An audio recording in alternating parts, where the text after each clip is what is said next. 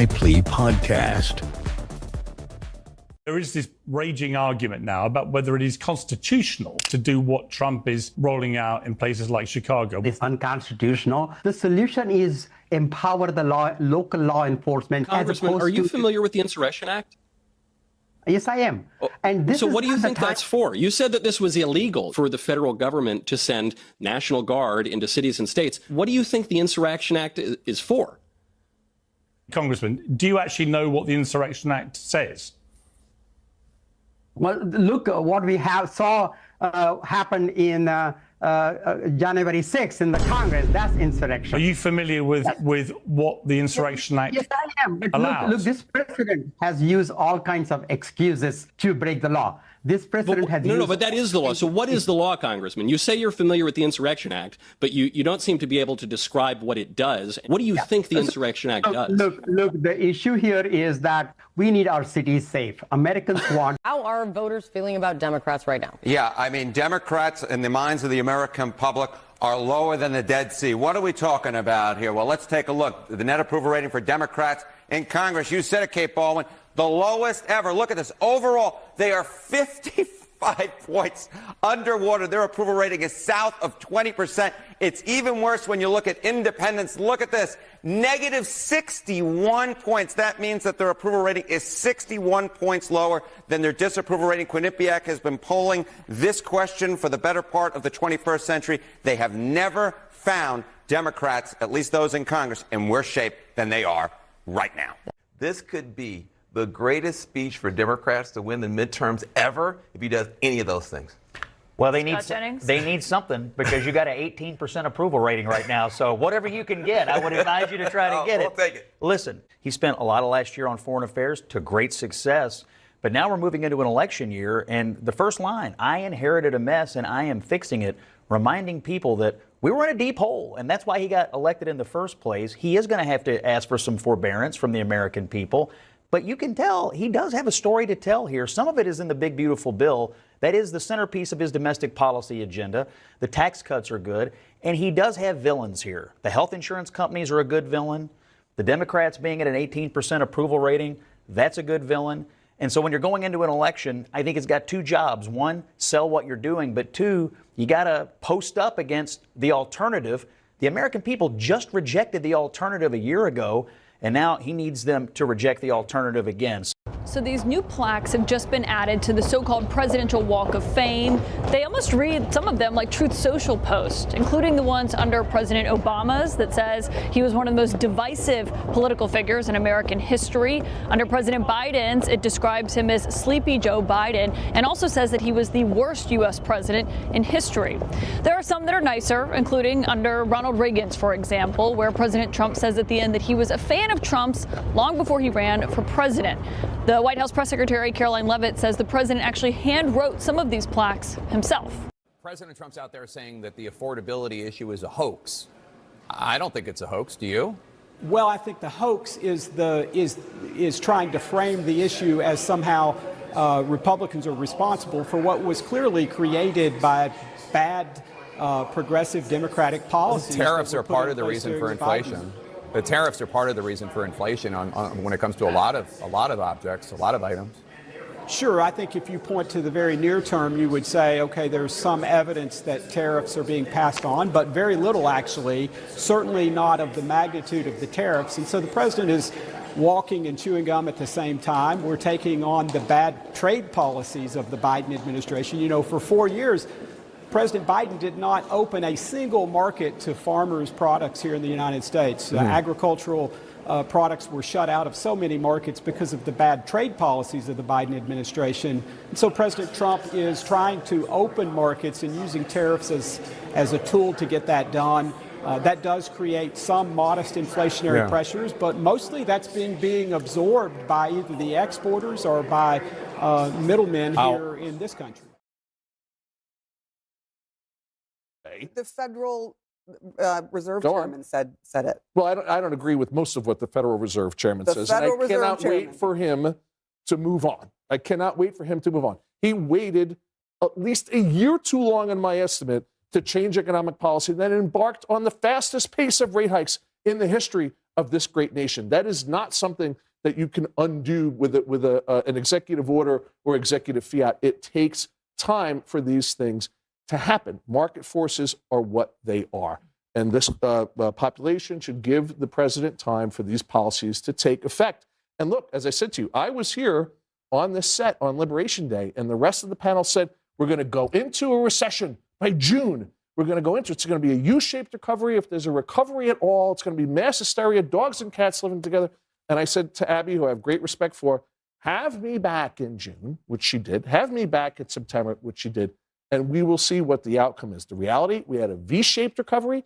We had 3 quarters of corporate earnings growth, quarter over quarter, that were historic. Yes. And earnings growth showed that corporations do not, ipso facto, need to pass the cost of tariffs along to the American public. They don't and he can promote 1776 costs all he wants and giving out a check. That worked for him the first time. 1776, that's less than a rent check in D.C. I don't even know what the impact of that is going to be. I want to bring.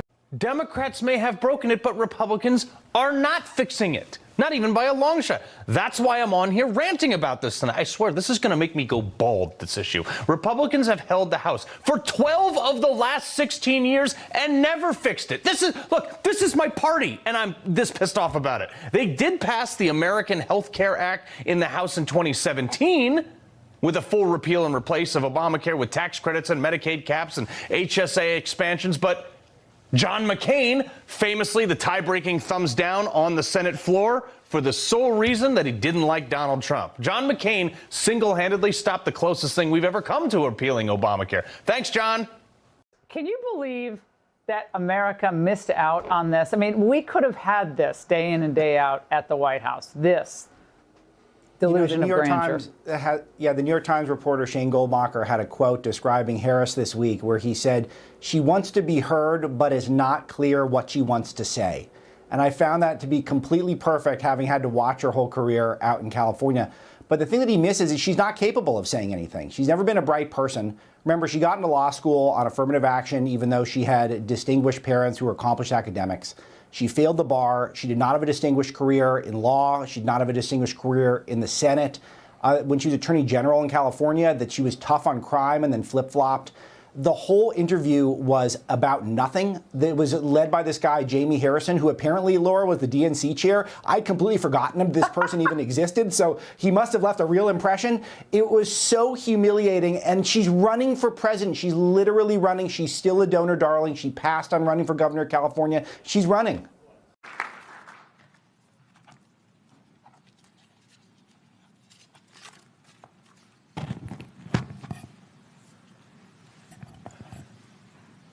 Men are men. Men can never become women. Women are women. Women can never become men.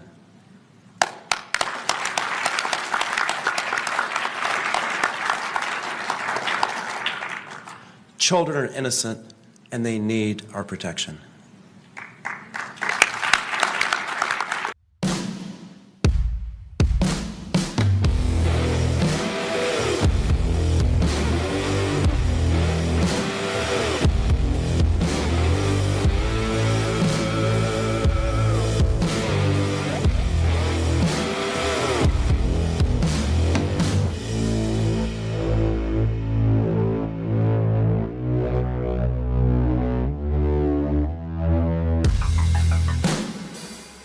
All right, Thursday night, and we are live. Hope everybody's doing good. As always, be blessed in the mighty name of Jesus. Let me say to everybody in the chat, Mr. Cool Dude is on. K4 VMS is on. Robin Aroni's on. Tim L. T-Bird is on. Aggravain is on. Peg McGroin is on. USA Abby Girl is on. Let me see here. Big Jim Go Blue is on. Scooter Magruder is on. JGCK is on. Ever Eden is on. Let me see. Guitar Glenn is on. Gloyd Shaw is on. Bud 64 is on. Those Jesus People is on. Granite 24 68 is on. Skunk 71 is on. Jules 21 Hours is on.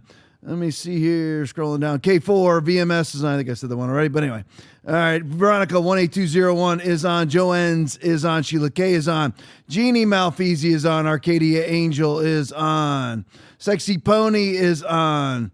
Let me see here, scrolling down. Release the Hog is on. Wisconsin Honey Badger is on. Conservative Waffle is on. Those Jesus People is on. Simple 73 is on. N. John's 127 is on. Uncle Wally is on. Let me see here now. Scrolling down. Leon Fish Puppy is on. Let me grab a couple more here. Milwaukee James is on. Total G Word is on. Scrolling down. Let me see here. Buckeye Nut 1968 is on. Creek Keeper 1376 is on. Total G Word is on. Perry Heather is on. Grab a couple more. Kansas Law Dog is on. Conservative Warrior is on. All right, 2 or 3 more. Here we go. Let me see. Motorcycle is on. Day Now 59 is on. Let me grab one more. Let me see. I haven't seen yet so far. I don't know. Maybe. Luann 5 is on. Love you guys. Appreciate each and every one of you. All right, let's hop to some economic stuff real quick. Trump basically last night during his Oval Office address was touting a lot of his economic success, which there has been a lot of economic success. And we just have to remember that no matter what, and it's always the same people that told you to wear a mask, same people that espouse climate change, they're telling you that the economy is terrible. We all know the economy is not terrible. I mean, again, it was just like when Biden was saying the economy was great, we all knew the economy was horrific. I mean, we're looking at $9 cartons of eggs. So we all knew it was terrible. That is not the case now. Are things exactly where people want them to be? No. Is housing affordable? No. When Trump says things like the affordability crisis is a hoax, he's saying that if you blame it on him, it's a hoax. Just like he was saying about, and again, Trump is a bulldozer in a china shop. He just simply says what comes to his mind, applicable to what's in his mind. So when he says the Epstein files are a hoax, he doesn't mean that Epstein never committed sexual violence or sexual assault on girls. He's saying that what they're attributing to him is a hoax, or that he was ever involved in it was a hoax. And the fake file manipulated by Comey, Clapper, Brennan, Obama, Biden is a hoax. That's what he's talking about. He's not a super specific person. Now, I am a man of specificity. I love very specific dates, times, numbers, graphs, everything else. But that's why Trump, he irritates me sometimes when it comes to debates. I'm like, be very specific, but he doesn't have to. He's able to pull that off without specificity, and he wins every debate he's ever in. That's how he communicates. So we have to remember that really they're communicating the same way back to him, just in complete erroneousness. They're saying the economy is terrible. You're Jake Tapper in the pregame espousing that tariffs are causing inflation. Inflation is 2.7%. And first of all, Jake Tapper, he noticed how there's no specifics. He's saying tariffs are causing some of that inflation. Inflation, the heights under Biden were over 9%. Trump has it at 2.7%. So if they are causing any sort of inflation, it is minuscule at best. Yeah.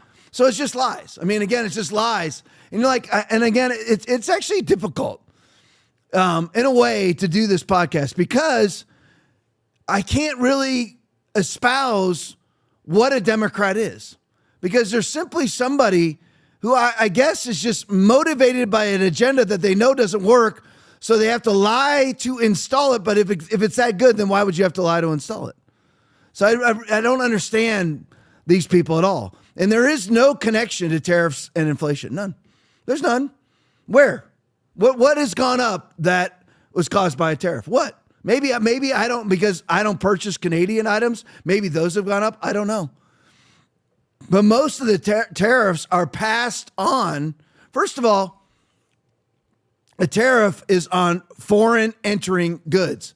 Americans simply will buy the American alternative. So most of those tariffs are absorbed by the companies that are being affected by the tariffs. So it's just bold-faced lies. So one of the things, and this is credit Alex Jones when he was speaking on Steve Bannon, one of the things that Trump struggles with, though, is to go out and say, okay, here's what I'm working on, here's what I'm doing. Like an example that Alex Jones had is that 14 Democratic states are blocking Trump's ability to install or to let, and I don't know what the word would be, but anyway, to I'll just use the word install. Install no tax on tips. 14 Democratic states are blocking the ability of waitresses, waiters, and any other staff, anybody who receives tips, from being able to not have those tips taxed. Democrats are doing that. The advocates for the poor. So the Democrats are blocking that from being initiated in those states. It's gone. In 14 states, it's all. I mean, we can all guess what those states are. I don't know what they are, but I assume that it's Washington, Oregon, Illinois, California, Connecticut, Massachusetts, all the rest of them. But anyway, so let's look at the reality of Trump's economy. Not the most exciting stuff to talk about, but it is extremely important, especially when you're dealing with a $38 trillion debt. All right, Benny Johnson video, CNBC audibly gasps as new inflation numbers destroy expectations. Play it for me. The number of the morning, the CPI, maybe coming in a little bit better than expected. 2.7%, a little light here. I'm just reading the headlines here. Year over year, 2.7. Ex-food and energy core, 2.6. So 0.4 off. That is a very good number here. And it really, I have not looked at the internals. I'll look at them now, but it suggests that the internals are good as well. Let's see, year over year, over the last 12 months. There is no month to month, but some guys will be able to calculate. Seasonally adjusted index for all items less food and energy rose 0.2% over the 2 months. So correct my math here, Michael Santoli, but 0.2 divided by 2 is 0.1. Yeah. So therefore, that's a very, very low monthly rate here. The index for shelter increase, so you did get a really nice decline in shelter, which was 0.2. And so that was 0.1 per month. It was a better number than anyone was expecting. Look, inflation's been very high. It's stayed high. It has not been coming down. But, people were expecting it to be above 3%. It was well below 3%. I mean, I think the president will take this as good news. The investors will think that interest rates will get cut more. So, it was a positive news. There's no other way to spin it. Absolutely. There's no other way to spin it. They actually say the quiet part out loud on the Clinton News Network, right? I mean, there's no other way to spin it, as if they're trying to find a way to spin it. It was supposed to be that the CPI, Consumer Price Index, i.e. inflation, was supposed to be at 3.1%. It came out at 2.7. That is listen, 0.4% may not be big in our eyes, but it's absolutely huge in economic indicators. A 0.4% drop in what was expected is absolutely huge. You look at these numbers. 2.7% in comparison to 3.1%, the lowest since 2021. All right, so when Trump says the affordability crisis is a hoax, it's correct. It is a hoax. Now, not specific to certain economic variables like housing, but overall, it's an absolute hoax. Look at this. Speaking of housing, Rapid Response 47, NEC Director Kevin Hassett, when we had the inflationary spike in the Biden administration, the typical homeowner saw their mortgage payment on an annual basis go up by about $14,000 a year. Woo! So far this year, we think we've knocked about $2,000 off the price of that mortgage. Play for me. And I think that the president did a good job talking about all this last night in the speech. The bottom line is that when we had the inflationary spike in the previous administration, then one of the things you saw, for example, was the typical home buyer, the president mentioned the number, saw their mortgage payment on an annual basis go up by about $14,000 for the typical home. And so if you didn't make $20,000 more and get a really big raise, then that's really, really making it hard for you to keep your family, keep food on the table and so on. So far this year, we think we've knocked about $2,000 off the price of a mortgage, but that person is still, way underwater compared to where they were when Joe Biden took office. So there is a lot of room for improvement. The bottom line is, though, that the way that's going to happen is that we're going to get the prices of things down. We're going to get the prices of things down. So, for example, instead of knocking down a bunch of power plants, which is what happened in the previous administration, we've already permitted and even begun groundbreaking for 1,600 new power plants, because you got to increase supply if you want to reduce prices. And so in the end, I think wages are going to have to go up faster, which is something that we saw in the latest jobs report. Wages were up 3.7%. That's faster than inflation. So people start to feel better. And then we've got to increase the supply of things like all the power plants that we're building so that then electricity prices go down. And we've got to do that across the board in the macroeconomy. And I think if we do, if we make it so that there's a lot of factory groundbreakings across a lot of industries. So right now we've counted more than 30 since September of multi-billion-dollar factories that are starting to be put up all over the country. We're getting the power there to those factories so that they could actually turn on and hire workers.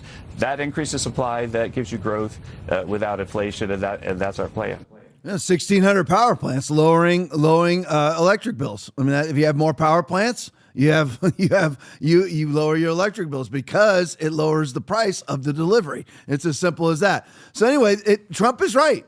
Trump is right. Now, again, he needs to be more specific because he needs to reach specific people. He needs to engage the public so that people come out and vote in the midterms, or he's going to be impeached 47 times. So he needs to engage. He needs to actually talk about specifics, not call it blanketly a hoax. That's why he torqued everybody off with the Epstein files. Just calling it a hoax and saying anybody who wants to release the Epstein files is now my enemy. You're no longer in MAGA. That's not what you do. I mean, listen, there's nobody who probably on a per capita basis pisses off more people than me. Okay, like literally every Sunday. I mean, again, I don't have Trump's dealing in the billions of people. I'm dealing in the hundreds of small thousands of people.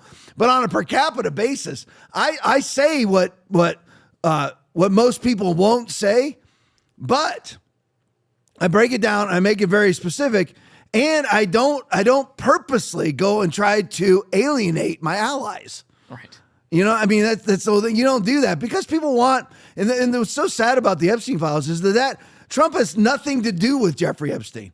He was simply doing it to protect people, and they'd gotten in his ear. They had got not necessarily the specific protectees, but the people who are protecting the protectees were getting in his ear. And he needs to always be wary of, is that swamp, is that stinky, nasty, sewage-filled swamp, is that the cesspool swamp? That's what ran Elon Musk out of town, right? We're $38 trillion in debt on the cusp of going to $39 trillion. Now Elon's gone. That never should happen. There it is. I mean, it's right there. We're almost halfway there. We're almost halfway there. And this thing just crossed, I don't know, a couple months ago. Yeah. Just crossed the 38. I mean, literally 2 months ago, we crossed into 38. And here we are. We're almost halfway to 39. So, I mean, let's see, it's December, January, I'm estimating late February, early March will be 39 trillion. That hasn't slowed down. But anyway, and this is the big thing. Now, Trump has secured said in a speech last night, $18 trillion worth of foreign domestic investment into our economy.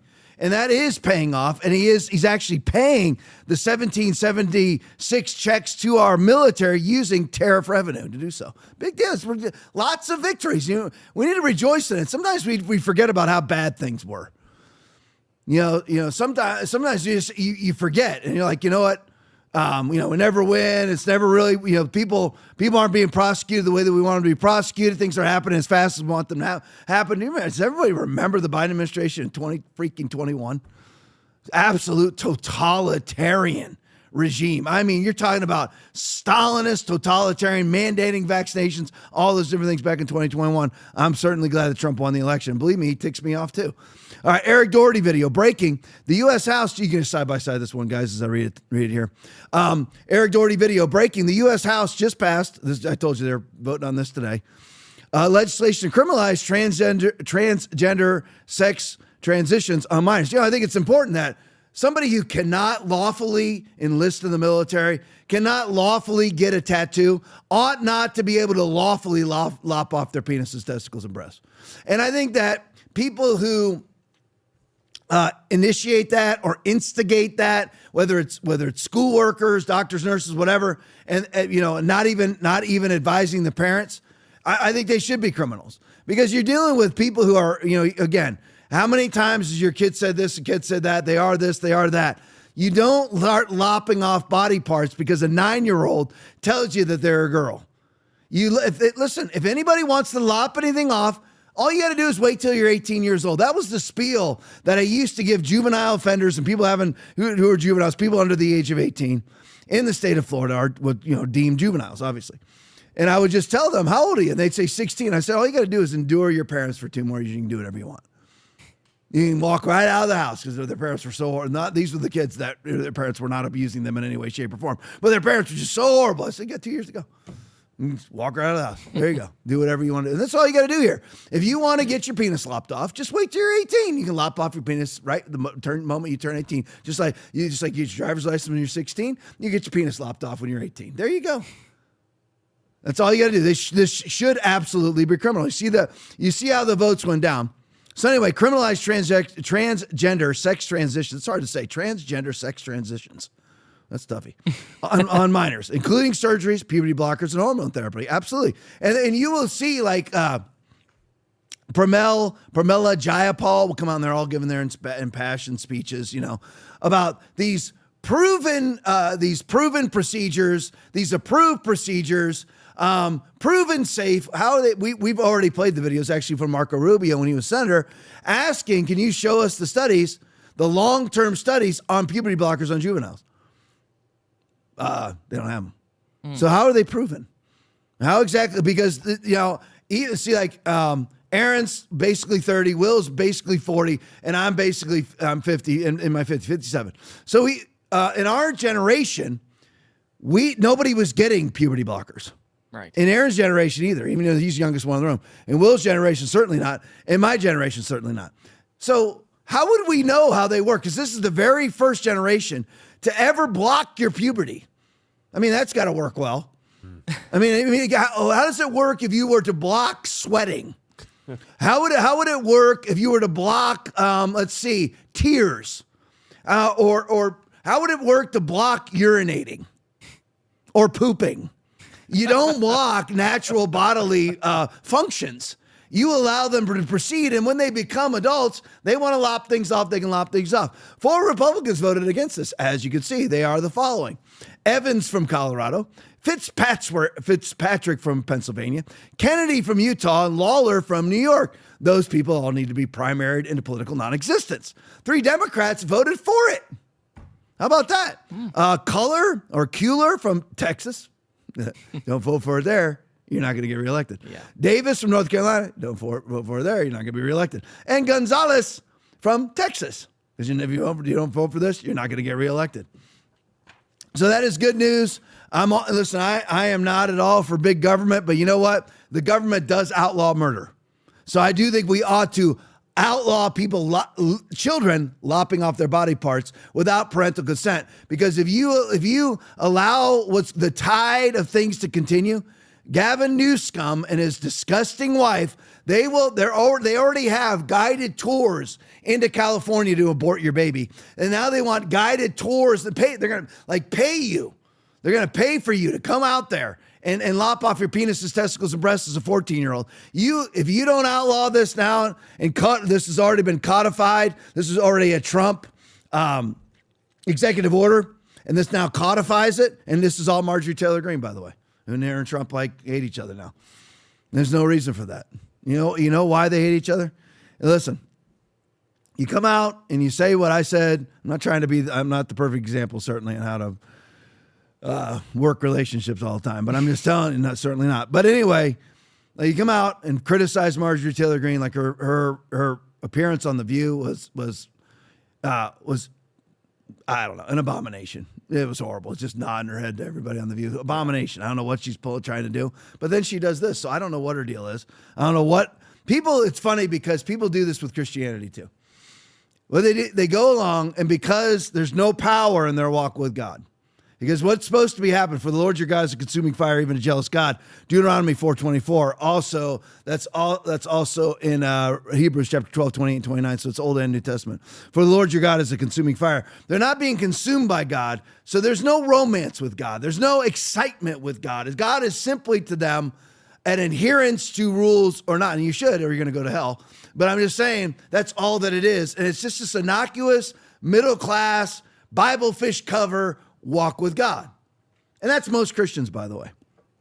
There's no power. There's no miracles. There's no salvations. Not when anybody, Lord, they don't bring anybody to the church. So basically what they do is they've got an energize their walk with God. So what they do is say, you know what I'm going to do? I'm going to be more loving. Don't be more loving. Be more word. Do the word. The word is love. Do what's in the word, because when you say you're going to be more loving, whose definition of love? Because you're not operating in the word's love, because there's no miracles, there's no power. So it's not the word's love. So the Christians decide, I'm going to be more love. I'm just be more accepting, because, I've been telling people they're going to hell for all these years. And, I want to go down a new path. Okay. But if you are correctly telling people they're going to hell, then now you're going to lie to them and tell them they're going to heaven? Or are you just going to obfuscate the truth and thus say that they're going to heaven by not saying that they're going to hell? So now they're going to assume they're going to heaven. You see what I'm saying? So people, they always do that. I think that's Marjorie's thing. And she's like, I'm tired of the battle. Nothing ever changes. She and a Christian, the depths and riches both of the wisdom of knowledge of God, Romans 8:11-33. So you can always be growing in God, but people choose not to. So then they want to grow via their own terms. I'm going to become more loving. And then they fall away every single time. I mean, Tom, how would you know? Oh, I don't know. I've been a Christian since 1987, pastoring this church since 2003. I know. It's not a matter of conjecture. I do know. And I think that's what Marjorie Taylor Greene was doing. And then so Trump, she wants to release the Epstein files, like all of us do. So Trump calls her Marjorie Trader Greene. She gets a bunch of death threats, and they go at it. And now he's lost an ally. I don't think you needed to say that. Okay, listen. It comes. I say things nobody else says. I am that guy. People left. 30%, 40% of this church left because I refused to close. I've told people to take their vaccines, cram up into a giant ball with the needle sticking out and shove it up their caboose. I've told them all that stuff. But you know what? If you have somebody who votes with you 98% of the time, all right, that would be like me alienating Aaron. Because I guarantee you Aaron doesn't agree with me 100%. Okay, he agrees with me probably 90-something%. Yeah. Okay, so I don't need to thrash him for the 4 to 5% that he's wrong about not agreeing with me. Yeah, it's true. Yeah. So there you go. But anyway, so this is a big victory for Marjorie Taylor Greene. She should be staying in Congress. She should be serving out of terms. And I don't want to hear about death threats. Tired of people running from the death threats. Okay, if you're dealing with conservative commentators, I don't get them. I have weirdos show up at church every now and then. Just show up outside the door. I don't know what the deal is. Okay. I'm not, let's say if you're a weirdo and you're watching right now, I'm not like I have some huge audience. I got 487 people watching, 500 total. 490 with 3 of us, so that's total. So I'm not trying to act like some kind of hothouse orchid, but I'm just telling you that, I'm not talking to you because you roll up at the church at 11 o'clock at night. It's not going to happen. We had a guy walk in the building and a guy tried to walk in the building. Okay, and a guy actually did walk into the building because I left the door unlocked. And the guy just recently, a couple weeks ago, showed up, wants to talk to me and then Will's like, no, he's not going to talk to you. And he goes, what's you scared? Okay, that's going to really, now I'm definitely going to come out. I can't wait to get out and talk to you. Okay, you're an idiot. I hope you're watching right now. You're an idiot. Don't go watch some other podcast. You're an idiot. But anyway, so, I don't know what I was even talking about getting into that. But anyway, regardless, big bill. That was a good bill. It's passed. It's the, trying to remember, it's the something Children's Innocent Act. It's a great thing. Big win. Now it's got to go to the Senate. Who knows? We'll see. We'll see. If they have guts in the Senate, they'll pass it.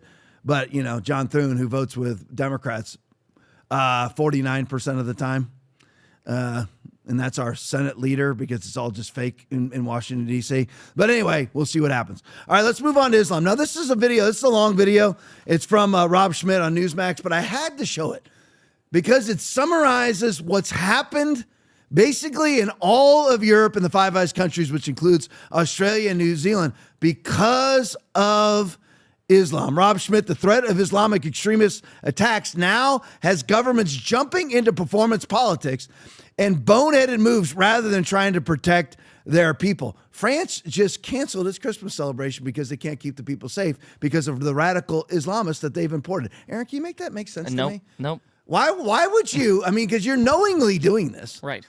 You're importing the people that you can't keep your heritage citizens safe from, so you cancel your Christmas festival. I would love for somebody to explain to me, if you're a leftist and you're watching this, explain to me the virtue behind importing your own terrorists.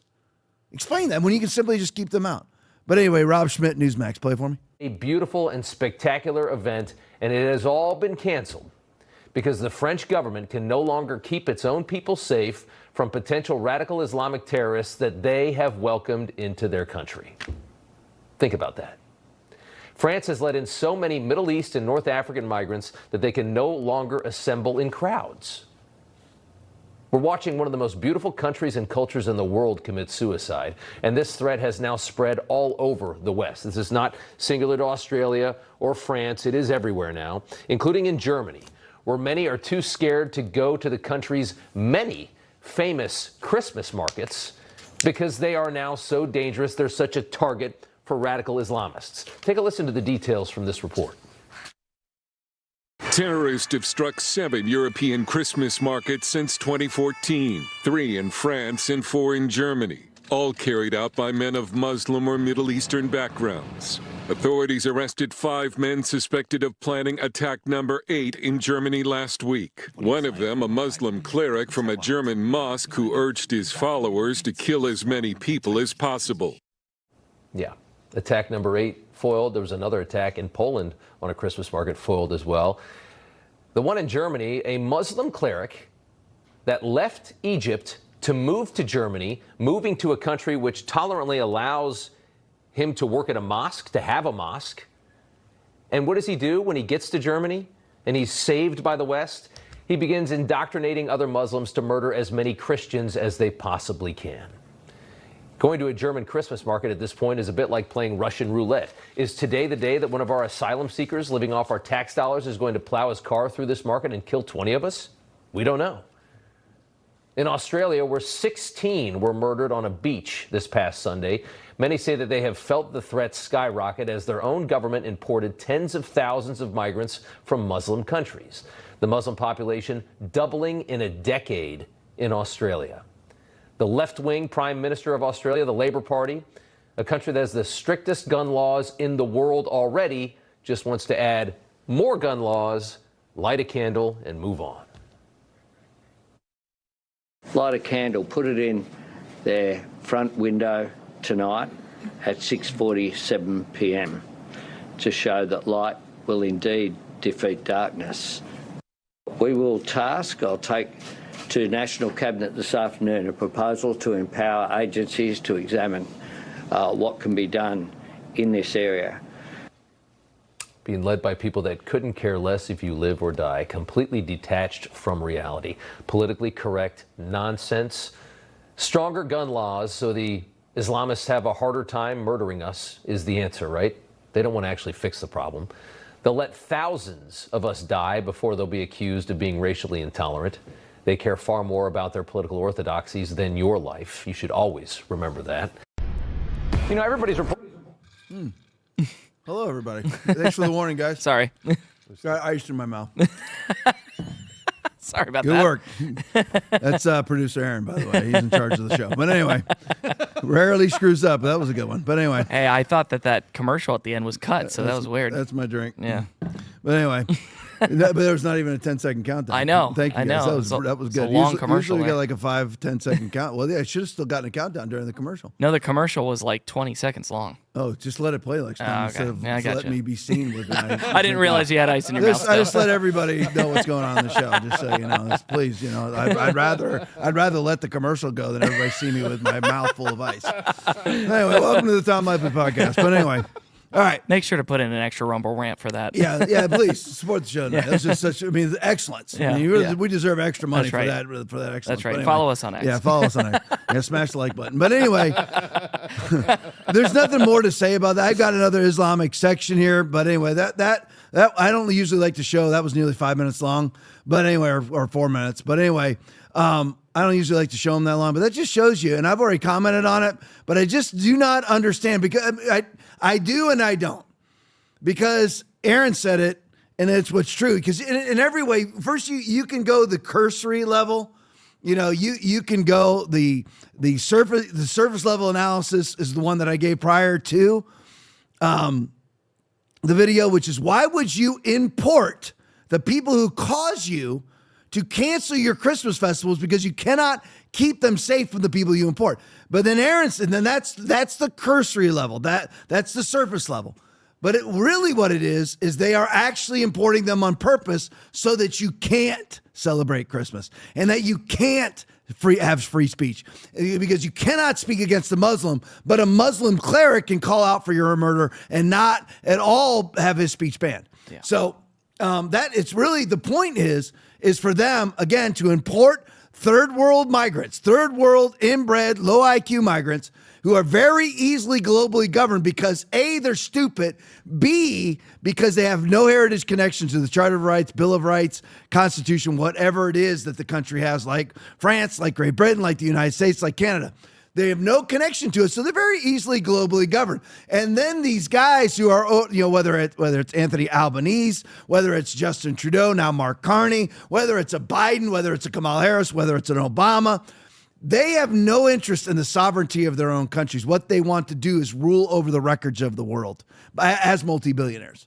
Because what they want to do is destroy their own countries, taking away the sovereignty of destroying the sovereignty of their own countries, so they are a governor of a globalist state. That's all they want. That's really what they want. So there is the surface level analysis, and then there is more of the biblical level analysis of leveraging everybody into a one world commerce system with a singular access point controlled by the globalist governors. And the globalist governors will be governed out of Davos, will be governed out of Glasgow, out of London, wherever it may be. That's the point of it all. That is the beyond surface level analysis. Let's go to this now. Now I know that as of the start of the show, they had not found the shooter from Brown yet, but allegedly they've identified the person and issued a warrant for him and found his car. And some people are making the connection, even news organizations are making the connection that the Brown shooting was connected to the professor shooting at MIT. I looked at the stuff. I haven't seen anything that would say that it was connected yet. I haven't seen any evidence of the connection, but that was as of an hour and 42 minutes ago.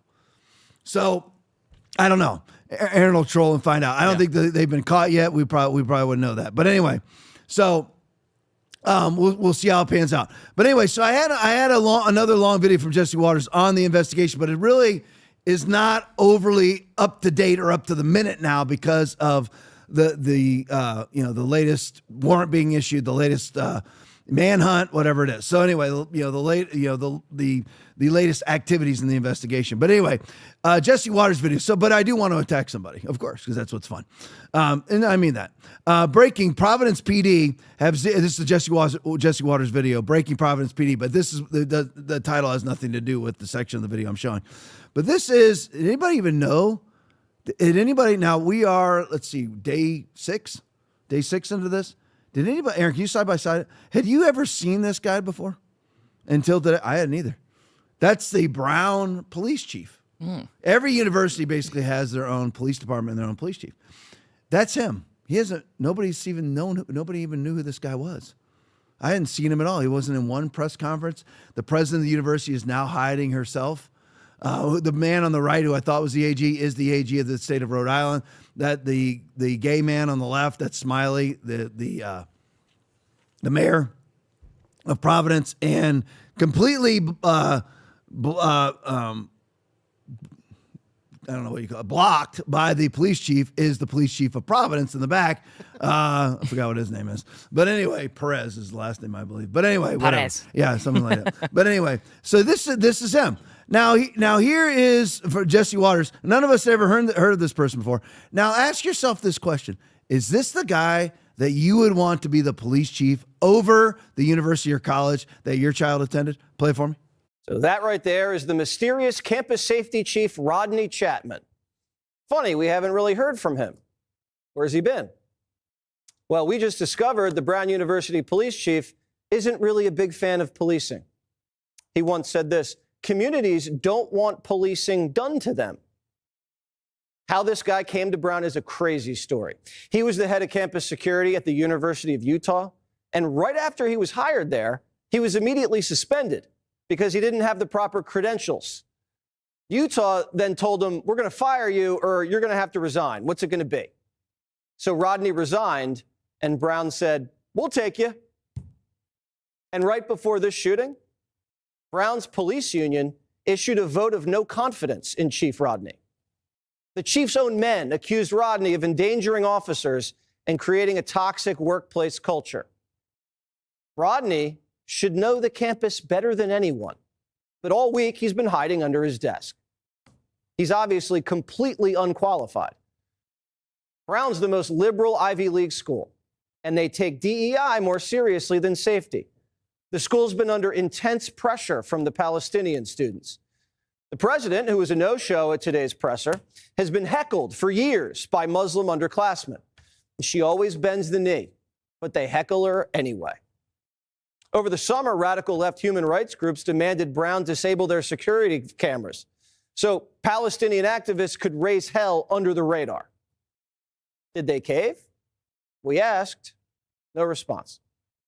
It's not. All right, so there you go. And latest update, you guys are already alluding to it in the chat. Appreciate that, by the way. I am looking at the chat, especially during the videos. The suspect identified as Claudio Neves Valente. It's just weird, though, how that one guy just disappeared, though, isn't it? Mm-hmm. And some of you have already said, Peg McGroin says, they just announced that he killed himself. How convenient. That's the very first thing I thought, Peg. Exact same thing. The suspect identified as Claudio Neves Valente or variations like Claudio Manuel. Let's add more names. Yes, Aaron. Let's add more. Claudio Manuel Neves Valente, a 48-year-old Portuguese national, legal, and Brown University student, 48-year-old Brown University student, okay, was found dead on December 18th, 2025 in a storage unit in Salem, New Hampshire. Law enforcement sources indicate he died from a self-inflicted gunshot wound, ending the 6-day manhunt. Authorities tracked the vehicle linked to the suspect to the storage facility where SWAT teams discovered the body. An arrest warrant had been issued earlier that day, and investigators were probing possible connections to the separate killing of an MIT professor, though no confirmed motive has been released. So there's the latest, and that's why I didn't want to do the deep dive, because all of what Jesse had said before would not have mattered at this point. But anyway, so there you go. And again, it's very convenient. Mm-hmm. Ends in a storage unit. Killed himself. I mean, again, deep diving just for a second, sort of deep diving, just on a theoretical level. How hard would it be to plant a body? I mean, let's just pick somebody. I mean, I don't believe anything anymore. Yeah.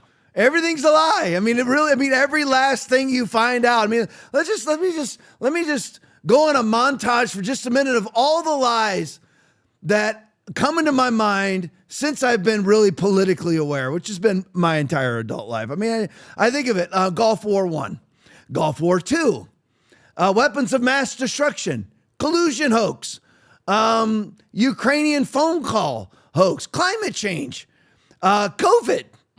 COVID has a 3% death rate. Bill Gates' polio vaccine stopped polio. Let's see what else. The vaccine stops COVID. The vaccine stops the flu. I could go on. And on and on and on. Let's see. Gulf of Tonkin, bullface lie. Bay of Pigs, bullface lie. The beginning of World War I, bullface lie. The Pearl Harbor, bullface lie. Shall I go on? Yep. No. I mean, you can get into the Titanic. Very convenient that happened also. Mm-hmm. With who was on the ship.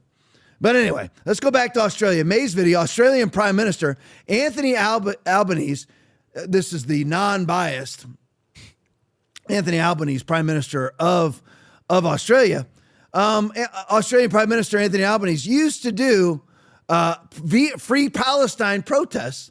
Seems about right. Here he is, caught on video several years ago at a Free Palestine protest, and it's very weird that he now allows ISIS-K terrorists to enter his country, watches them go to the Philippines, be trained by ISIS in the Philippines, and then allows them back and then arms them, even in the midst of their incredibly draconian gun laws. Amazing, isn't it? Because the entire time he's pro-Islam. Play it for me. Well, old footage has surfaced of Prime Minister Anthony Albanese at a pro-Palestinian rally earlier in his parliamentary career. In the grainy video, Mr Albanese can be seen protesting against Israel's occupation of Palestine next to a sign that reads, "Stop the Israeli slaughter, free Palestine now." Mr Albanese also used a microphone to condemn the Israeli military. Children throwing rocks with helicopter gunships, with tanks, and with missiles.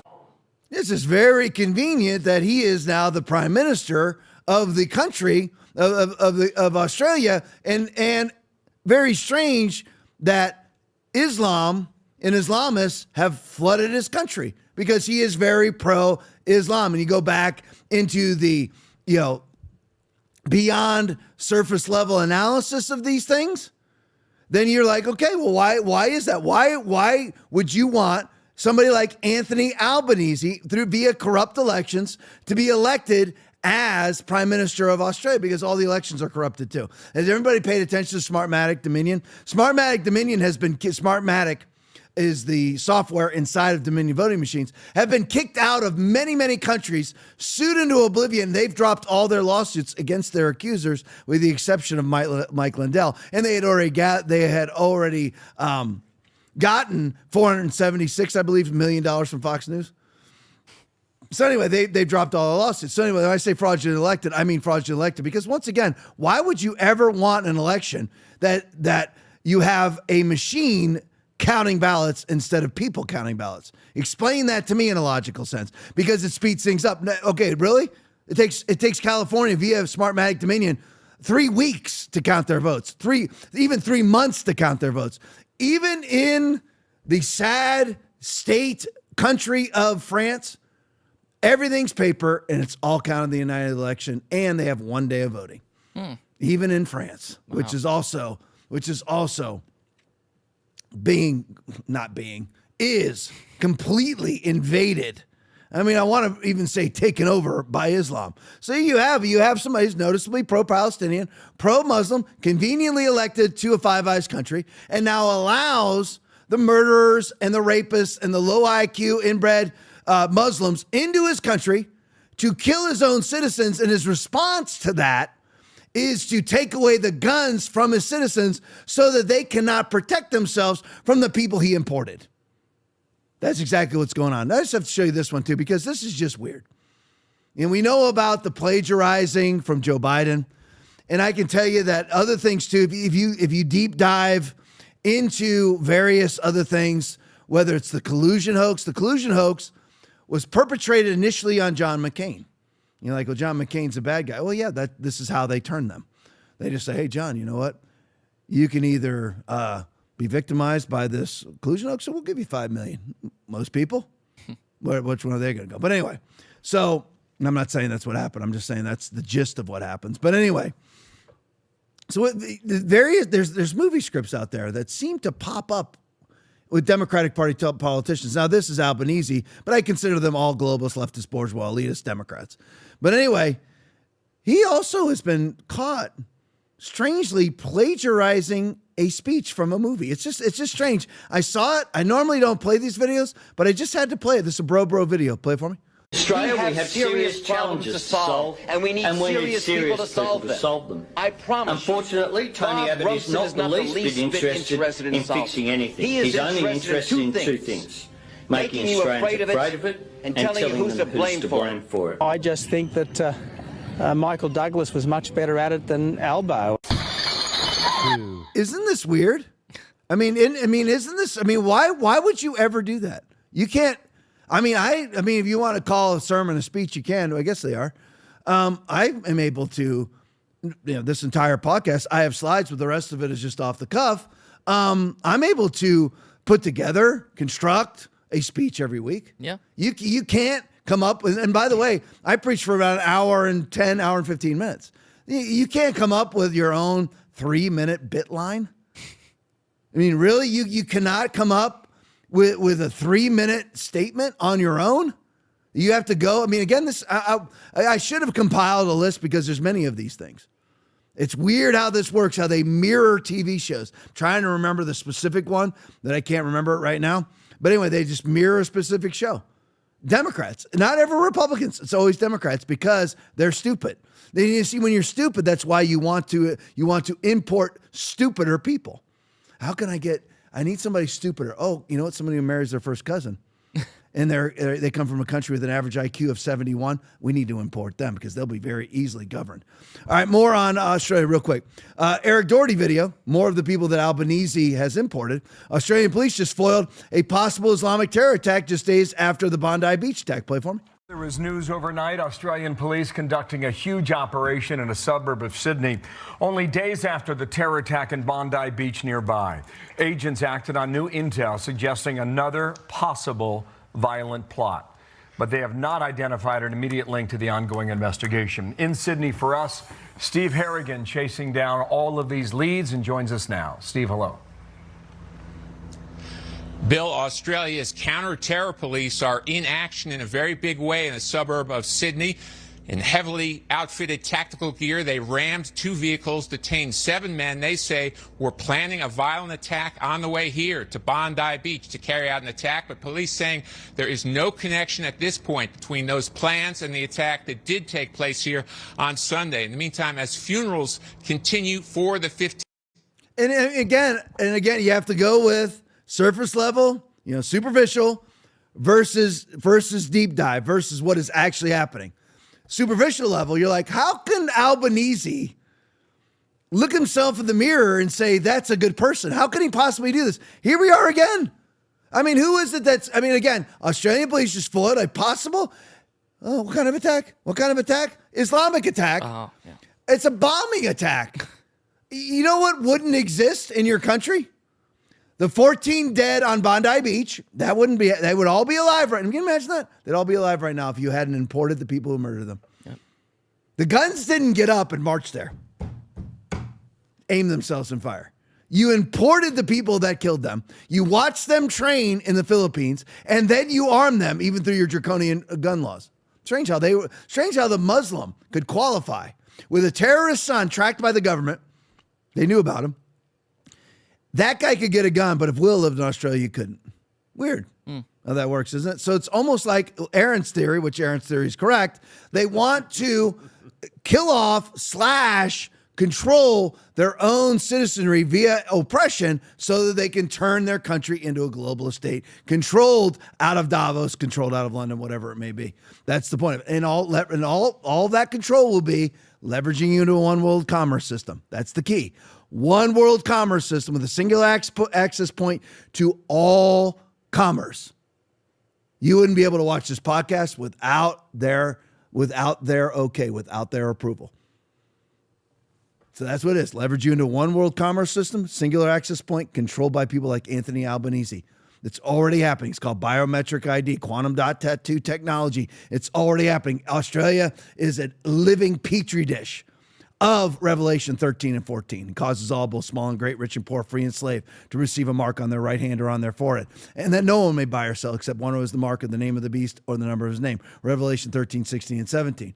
They are the current petri dish of that. They're eliminating cash. It's voluntary.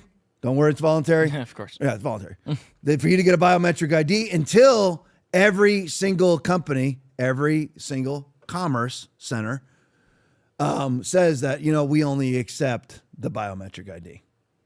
It may not even be from the government, because the government will make it very beneficial for them to only accept it, because they'll make it very expensive for them to process cash. Mm-hmm. So it's way cheaper for them just to accept the biometric ID. Therefore, they haven't even outlawed cash. They've just made it useless. Right. So then the companies say, you know what? We don't want to have to pay for this cash processing stuff. It's way easier just to have it all in digital technology and digital money. CBDC, central bank digital currency. It's way easier to have that. So you just won't be able to go to the grocery store without your biometric ID. Dentist, doctor, travel, anything without it. That's the point. And once it's all digital, somebody can just turn it off. And you have to qualify. That's the whole point of them banning speech. And that's the whole point of them having internet IDs. Oh, it's all to protect the kids. It's got nothing to do with it. Now all of us have to have it to prove we're not a kid. That's the point of it all. So now they can turn, and once you have to have an ID to get in, that's what? Access. Yep. And who then controls the access? Who controls it? That's the point. And the people who want to control it are the people trying to ban speech. Because and the reason why they're banning speech is they're making that a prerequisite for disqualification. Oh, you know what? Will said, I'm a MAGA dad. Oh, that's we consider that to be threatening and hate speech. Disqualified, and he's not going to the dentist this month. That's the point of it all. And then what happens if not? Will would never cave, but other people would. They go, you know what? I really would rather go to the dentist than have my own free speech. So I'll cave. And that's what most people do. That's why the love of most will grow cold. Enter ye in at the straight gate. For wide is the gate and broad is the way that leadeth to destruction, and many there be which go in thereat. Because straight is the gate and narrow is the way which leadeth unto life, and few there be that find it. Beware of false prophets, which come to you in sheep's clothing, but inwardly they are ravening wolves. You shall know them by their fruits. Matthew 7:13 through 16. All right, let's have some fun. You ready? Let's have some fun. Aaron, side by side that one real quick. This is the abomination of, this is the Obama nation. This is Barack Hussein Obama's model of his presidential library. Aaron, give me the date today. I want it from a separate source. It is December 18th, 2025. 2025. Yep. Hussein Obama, you correct me if I'm wrong, Will too, you correct me if I'm wrong. Hussein Obama left office on January 20th of 2017. Will that be correct? Yep, that's correct. So basically, we're talking about 8 years ago. Yeah. Because if it's it would be 17 to 26, it would be almost 9 years ago. Yep. So on the 20th of next month, it'll be 9 years. So let's just round it up. So 9 years ago, he left office and still doesn't have his library done. 9 years and is still refused to turn in all of his records to NARA, the National Archives, that Trump was criminally prosecuted for, and Mar-a-Lago raided, and Mar-a-Lago was raided by the FBI because of him refusing to turn in records to NARA. But anyway, I digress. So anyway, let's have some fun. Let's dissect Obama's library and let's dissect Biden's library. Paul A. Spool video. Barack Obama threw on a helmet to give a tour on progress on his presidential library here in December of 2025, 9 years after he left office. Play for me. At the Obama Presidential Center, it is starting to happen. The landscaping's starting to come in. The athletic center is basically done. Just keep doing what you're doing. Don't stop. How y'all doing? I just appreciate your work. If you ask me what my favorite spots are, I have to say that the sky room at the top of the tower gives you one of the best views of Chicago that you will have ever seen. And then there's just some amazing views and some amazing art, because art and culture is part of how we build communities and how we bring about change. Each place as part of my life. So this was, as you might imagine, Chicago. I could not be more excited because I know people here on the south side of Chicago and visitors from all around the world are going to be able to use this space in an active way. It looks great, guys. Y'all doing good. But I got to say, this reading room, I think I'm going to be spending some time in here, so maybe we'll end up reading a book together, and we'll have to whisper because librarians are very strict. Look forward to you guys visiting. We're going to be opening next year.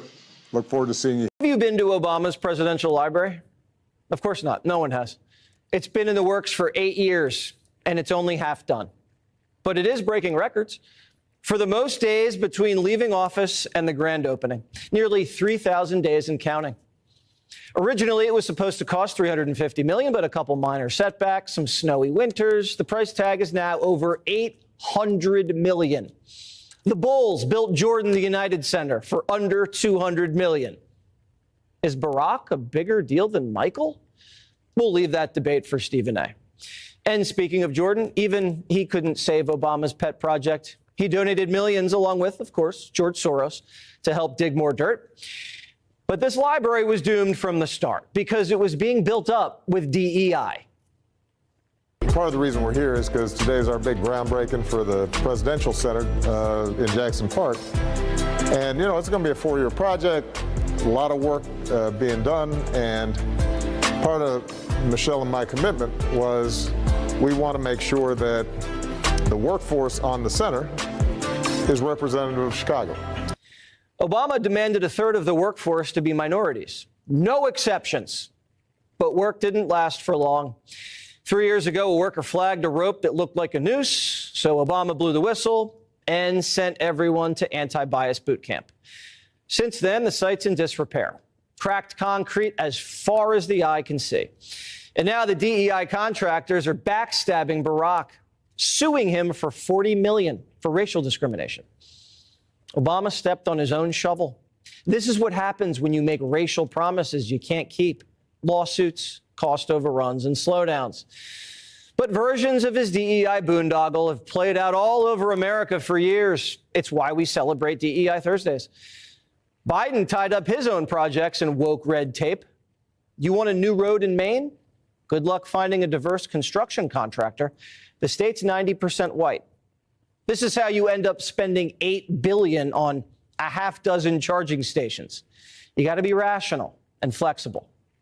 Democrats rip Trump for not paying contractors to finish jobs. Will they do the same for Barack? Donald Trump changed city skylines around the world, yet Obama can't even finish a library at a local park? This thing is 23 stories. What in the world? The man never did anything in his life. He got elected president. Before that, nothing. Since that, nothing. All he does is get appointed to boards and gets paid millions of dollars. It's just like Kamala Harris got paid $20 million to write a book that nobody has ever read and nobody will ever read and nobody's buying. Why would you pay? Because again, that's all NGO stuff. I won't do that to you right now. But anyway, the Obama library was supposed to cost $350 million. Remember now, the United Center where Michael Jordan played, which was built brand new when he played, was $200 million. It reminds me of the Fed. The Fed wants to spend $4 billion on its renovation. $4 billion on a renovation. And they built the stadium in Las Vegas for $2 billion. Yeah. $2 billion. The renovation for an existing building for the Fed, which, by the way, is supposed to be private bankers, you and I are on the hook for $4 billion. They built the entire... Have you ever seen the stadium in Las Vegas? It's beautiful. $2 billion. Aaron found it all out for me. $2 billion. And to do the renovation for Powell's Fed, $4 billion for Jerome Powell's Fed? No, thank you. But anyway, so this is supposed to be $350 million. It's now ballooned to $800 billion, and the latest has it at over $800 million, over $1 billion. That's the latest. It's going to cost $1 billion. Yeah, put that up, Aaron. That was the Allegiant Stadium in Vegas. $2 billion to build that. Fed Chair Jerome Powell. The renovation for the Fed is $4 billion. This seats 85,000 people. The Fed houses how many people? I mean, can you explain this to me? I mean, if you would just imagine if 518 people watching right now, if we were in charge of this country, yeah, keep flowing with it, Aaron. We and I were in charge of this country. I mean, you and I, we'd be like, okay, that's out. That's done. No way. You know what? The Fed can move into a long line of portables. Yeah. And by the way, no, you know what? We're not even going to have a Fed, so we don't even need to order the portables. $2 billion. $2 billion for that. And for the Fed renovation, $4 billion. Unbelievable. But anyway, back to Obama. So then he insists that 1/3 of anybody who works, Aaron does a way better Obama than I do. Anybody who works on my library has to be black. 1/3 of the workforce has to be black. Okay, great. Well, first of all, you can't do that because you're not going to find 33% of the what's the percentage of the population is black? 13%. Yeah. So how are you going to have 33% of your workforce black? Stupid idiot. So that doesn't work. And as Jesse Waters says, that turns a multi-million-dollar project into a multi-billion-dollar contract. But anyway, so that never worked. So obviously that never even happened. But they immediately, of course, found a noose on the property, on the Obama Library property, which sent everybody who was already there in his mainly white workforce to anti-bias school. They all had to go to anti-bias classes because there was a noose found on the property. And then, because be not deceived, God is not mocked, for whatsoever man sows, that shall he also reap, Galatians 6:7, he was sued himself, Obama, for $40 million for discrimination. Not by white people, by black people. That's great, isn't it? You know what we're going to do? Let's skip to this one. Skip to the X Alerts video, Will. Breaking, let's look at Biden's presidential library. Play it for me. Former President Joe Biden is falling far short of the money needed to build his presidential library. The New York Times finding through public filings that Biden received no new donations for that library in 2024.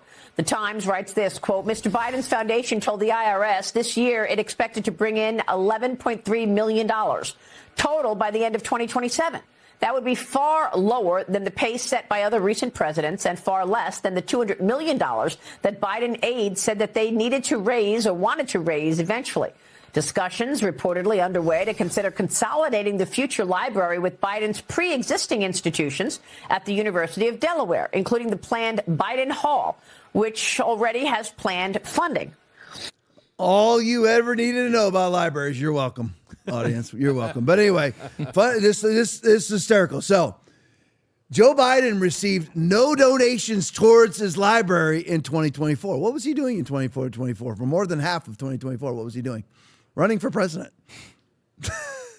No donations at all. And they need $200 million. I guess they're going to build like a townhouse or something in comparison to Barack Obama's $1 billion library.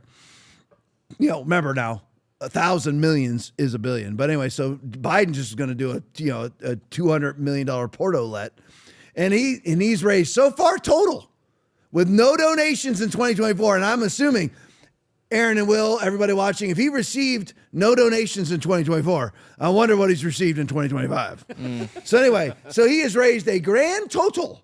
This is from his library committee of $11 million to build a $200 million facility. So now they're looking at other possible options of maybe just having his library at like the Penn Biden Center on the campus of UPenn. Whatever. All right, that's it. 10-11. Rumble Rants tonight, Charlie 340, $50. Thank you so much, Charlie 340. Jules, 21 hours, $10. Thank you so much, Jules. Robin Aroni, $5. Thank you so much, Robin Aroni. Love you guys. Really appreciate each and every one of you. Stick around for the podcast. It's awesome. Podcast. Stick around for the post game. Back for the podcast tomorrow night, but stick around for the post game. It's awesome. A lot of Christmas stuff mixed in there. You'll love it. Back here tomorrow night, as always, at 9 o'clock. One last time. Love you guys, and God bless you. How many of you right now are in the process of falling away? I know nobody preaches it. You know why nobody preaches it? Because the devil's got a hold of their tongue, and they're motivated by church growth instead of gospel preaching.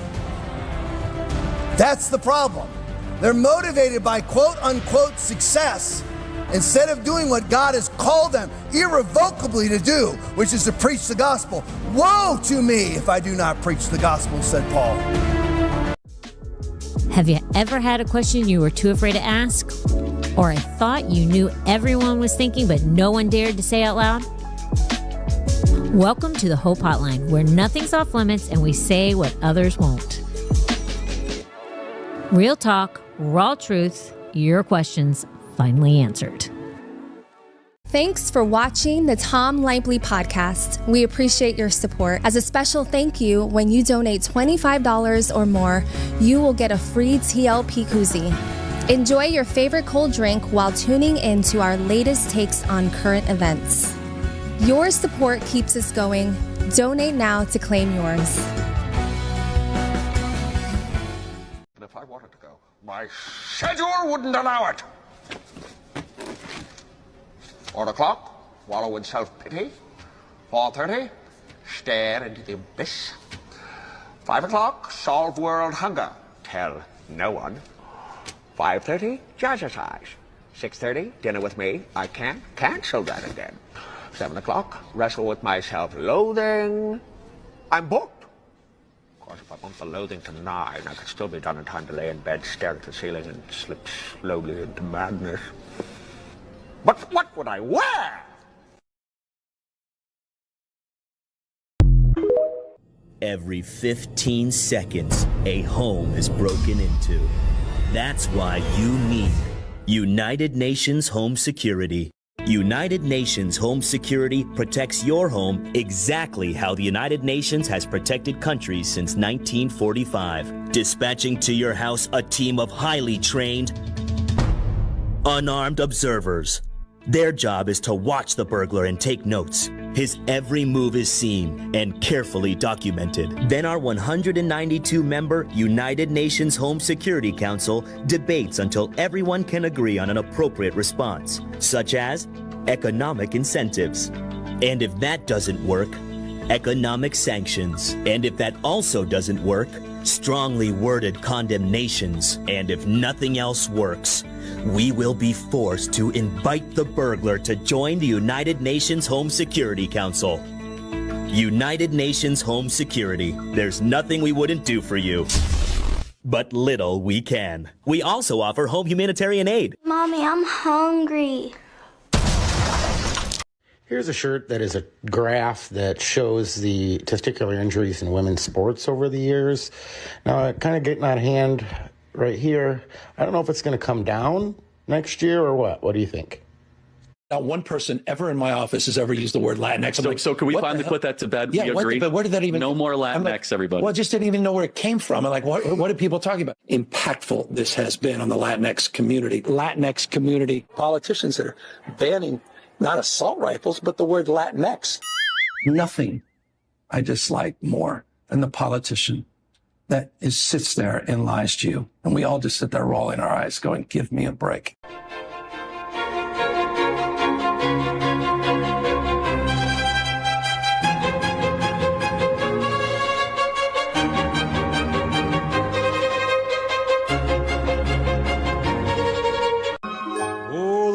Outside is frightful, but the fire is so delightful. And since we've no place to go, let it snow, let it snow, let it snow. Man, it doesn't show signs of stopping. And I brought me some corn for popping. The lights are turned way down low. Let it snow.